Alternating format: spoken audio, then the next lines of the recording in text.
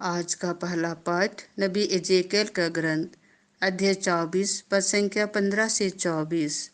Ezekiel तुम्हारे लिए एक चिन्ह होगा। उसने जैसा किया तुम लोग ऐसा ही करोगे। प्रभु की वाणी मुझे यह कहती हुई सुनाई दी, मनुष्य के पुत्र, तुम जिसे प्यार करते हो मैं उसे आकस्मिक मृत्यु द्वारा तुमसे अलग कर दूंगा।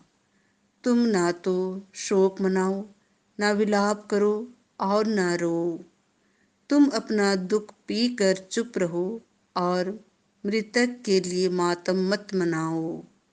तुम पगड़ी बांधो, जूते पहनो, अपना मुंह मत ढको और जो रोटी लोग देने आते हैं उसे मत खाओ।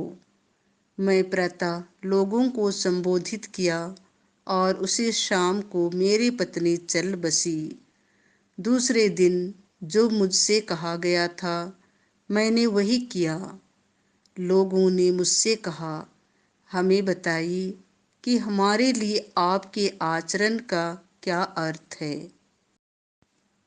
मैंने उत्तर दिया, प्रभु ने मुझसे यह कहा, इस्राएलियों से कहो, यह प्रभु ईश्वर की वाणी है, मैं अपने मंदिर को अपवित्र कर दूंगा जो तुम्हारे घमंड का कारण है। वह तुम्हारी आंखों की ज्योति और तुम्हारी आत्माओं का आनंद है। तुम्हारे पुत्र पुत्रियां जिन्हें तुम छोड़ गए हो तलवार के घाट उतार दिए जाएंगे। तब तुम लोगों को वही करना होगा जो मैंने किया। तुम अपना मुंह मत ढको और लोग जो रोटी तुम्हें देने आते हैं उसे मत खाओ। अपनी पगड़ी बांधे रखो और जूते पहने रहो। तुम शोक नहीं मनाओ और नहीं रो। तुम अपने पापों के कारण गल जाओगे और एक दूसरे के सामने करहते रहोगे।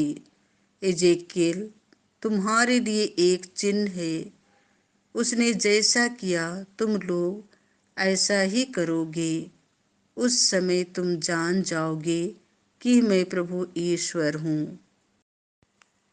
संत मत्ती के अनुसार पवित्र सुसमाचार अध्याय 19 पद संख्या 16 से 22।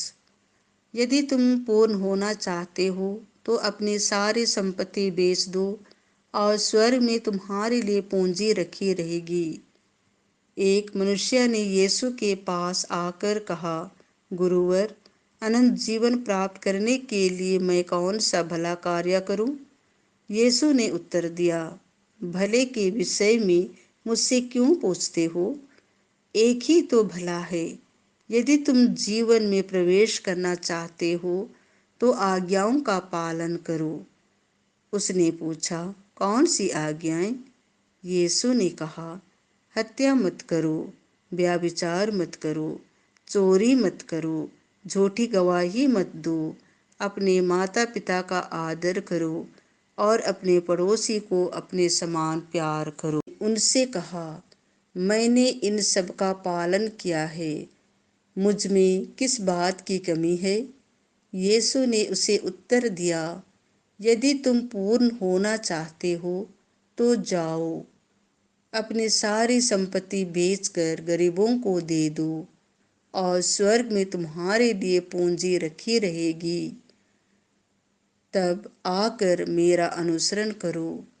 यह सुनकर वह नवयुवक बहुत उदास हो गया और चला गया, क्योंकि वह बहुत धनी था।